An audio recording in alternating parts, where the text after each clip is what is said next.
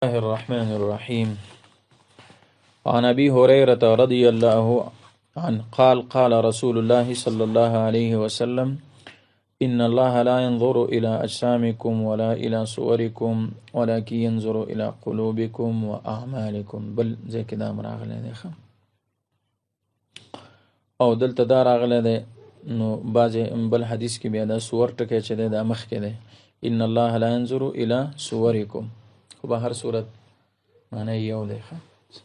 دی حدیث کې ابي هريره رضی الله تبارک وتعالى مبارک فرمایي. ابي هريره سے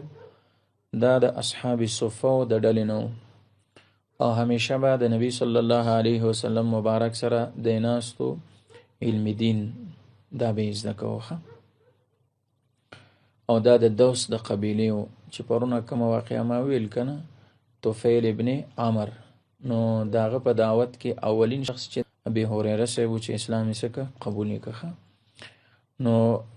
او په تمام صحابه کرامو رضی الله عنهم وارضاهم کې ابي هريره سے واحد کس دی چې د زیات احادیث دي دا روایت دي. یو ورځ صحابه وته راشد نبی علیہ السلام میراث تقسیمیږي نو صحابه کرام چې مسجد ته رالو نو داسې فکر وکړي چې مال بسی تقسیمیږي کنه نو هغه صحابه ډلې ناسو چا تفسیر چا حدیث چا قرآن دا مسائل دا به زده کو نو بیرته راووت وی ابي هريره ته اخر چې د نبی علیہ السلام میراث تقسیمیږي دا خو وسو قرآن یا حدیث یا دی وی خدای د نبی علیہ السلام څه دی میراث دی کنه نو ډېر لوی شخصیت دی او دین ته ډېر زیات خدمت کړی دی.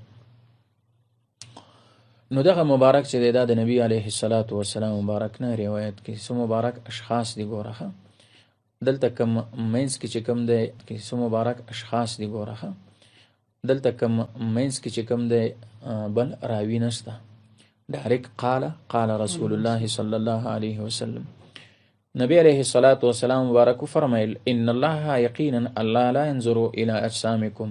الله ستاسو جسمونو ته نه ګوري چې څومره غټ جسم لري څومره غټ وي څومره غټ پلن یې طاقتمند دي ولا الی صورکم او نه الله ستاسو دي صورتونو ته ګوري کنه چې خسته صورت لري سترګې خسته دي مثلا مخې خسته ده د بدن نور اعضای سي خسته الله دې ته نه ګوري ولکن ينظر الى قلوبکم لیکن الله ستاسو ته ګوري زړونو ته ګوري او بل روایت کې راځي چې الله ستاسو ته ګوري اعمال ته ګوري تا چې کوم عمل او په دغه کې د الله رضا مقصد ده او په دې کې د ریا څه ده مقصد الله ستاسو ته ګوري زړه ته ګوري نو ګوره مهم شی پکې څه شو زړه چې هر ده الله دې الله خبر ده چې تا د عمل د چا د پاره وک نو الله سبحانه و تعالی د انسان څه ته ګوري زړه ته ګوري